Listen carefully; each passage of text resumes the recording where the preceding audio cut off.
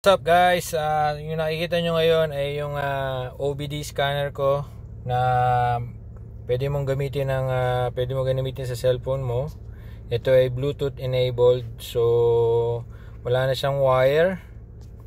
Ito yung nakikita nyo, yung tachometer RPM, engine RPM nitong sasakyan is almost 1100 RPM at yung coolant temperature niya is 64 degrees Celsius.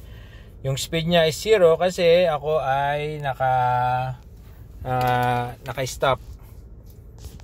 So apart from that, so kinabit ko ito. Ayan, makikita mo may mga live data, all sensors lalabas dito. Ayan, makikita niyo yung mga values nung makina. So ayan, napaka-useful nito at napakamura. So ito yung mga let's say hindi siya comparable dun sa mga high-end na mga reader scanner na mga ginagamit ng mga professional na mga mechanic, pero it's 2 steps down or maybe 3 or 4, but it is way better than what you can find big box stores na yung mga almost $100 yung price. Pero ito is less than $100 ang price nito, Bluetooth enabled pa. So download ko lang yung app sa Play Store at ayan, makikita mo diagnostics. So kinabit ko itong OBD scanner ko kasi nung nakarang araw merong lumabas na na fault dito sa sasakyan ng anak ko, yung P0128. So ito, pag pines ko tong read, lalabas lahat ng mga fault. Ayan, chine-check niya. Or much better siguro is natin lahat. I-check natin lahat para ma-sure tayo na wala na yung wala nang ibang na-miss na Ayan.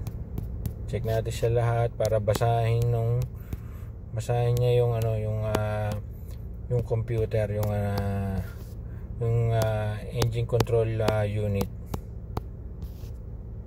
Okay, then let's read it. So ayan, babasahin niya ngayon lahat. While waiting for that, ayan na, lumabas na yung 0562. Ito pa rin yung mga lumabas nung kailan pa. So while we're doing that, habang inaano niya is tingnan natin yung ating yung dashboard. So pwede dito sa ayan. So tatlo itong yung interface nito. Pwede kang magdagdag ng Yan. Ito yung first one, kumbaga first page. And then second page is empty. Pwede kang maglagay dyan. Ito yung pangatlong page. Ayan So ipaparada na natin ito ngayon siya para makita natin. Ayan. Kasi nga ayan ang lumabas yung sa P0128 is yung stock yung niya, yung kanyang thermostat. So hindi siya it takes a while para yung engine is a little bit longer para to reach operating temperature, which is not ideal kasi hindi ngayon ang ginagawa nung makina is sinasabihan niya ngayon sinasabihan nung computer na yung makina is to continue burning fuel kasi wala pa siya sa operating temperature. So hindi nag-engage ngayon yung electric motor and mababa yung kanyang yung fuel economy niya. So ngayon papatayin natin. Ngayon nasa 62-63 siya. So kahapon nung nilabas ko ito nasa 59-60 lang. Tapos tumataas siya ng 80 degrees Celsius. Pero as soon as na bumaba ako rito sa mga 40 zone is bumababa na rin siya. So siguro yung stuck yung ano niya, yung kanyang thermostat. So yun ang aking titignan ngayon. Ano ko siya, kasi hindi na bumabalik eh. So hindi ko alam kung randomly na yung sensor, yung thermostat sensor niya is na-stuck or talagang on the way out na yung kanyang yung thermostat. So yun yung ating mamatyagan ngayon kasi magwi-winter, mahirap magtrabaho pag winter. Mahirap maggawa ng mga sasakyan. Okay, I'll see you next time. Hope you have a great week ahead. So ito nga, sasabi ko sa inyo, ito yung mga ano niyan. Ayan kikita mo rito. So marami siyang mga test na ginagawa. Although ito yung acceleration test hindi ko ma-testing kasi catalyst not passed, evaporative system not passed, oxygen sensor, EGR system. So, anong ibig sabihin nito? Misfire. So, we'll see kung ano yung ibig sabihin nito. Catalyst. May catalyst naman to. Evaporative system. Dahil nga siguro sa kaya siya. Ayan exhaust gas. Ano ibig sabihin nito? EGR system. Ano ba to? Exhaust gas hindi ko alam kung ano ibig sabihin nun, nakalimutan ko na.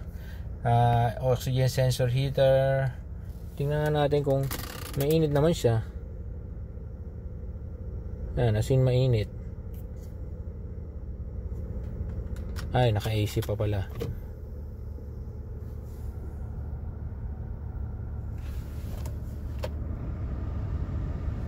Mainit naman yung may heater siya. I don't know what's the problem here. So, ayan.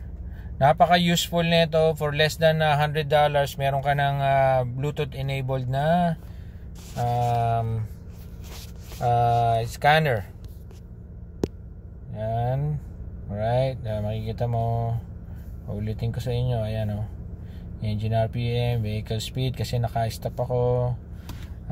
Timing advance 2 degrees, intake air temperature 50 degrees Celsius, intake air temperature. So mainit yung pumapasok sa makina.